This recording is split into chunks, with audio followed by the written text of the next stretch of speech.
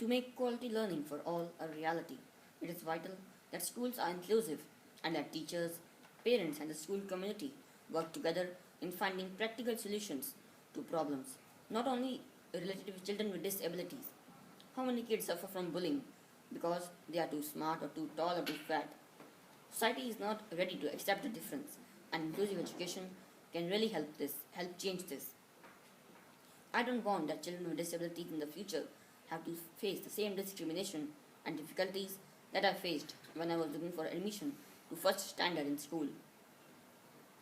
Simple things like ramps are not installed, and if they are, the angle of inclination makes it impossible to use.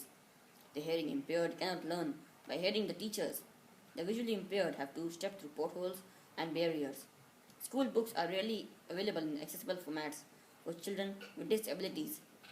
If a blind student is given a printed textbook which he cannot read, how can we expect him to learn? If a child with a disability like me whose writing speed is slow is told to finish the paper exam on time, how could we accept him to do so? All books should be available in accessible formats that should suit children with disabilities.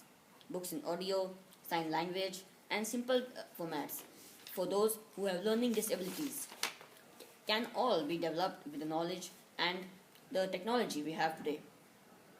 I also want to highlight that it is very important to see how the SDGs, conventions, and frameworks are actually making a change in our lives.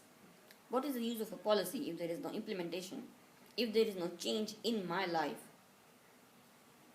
How can we learn from the mistakes and successes to improve it better next time? To make change, you need to count us in. Children with disabilities need to be counted, and the progress on inclusion in all education programs and policies needed to be measured and reported. Otherwise, we cannot be sure whether improvement and progress is being made or not. But also, you need to consult us on matters that are more important to our lives because we know the best for us.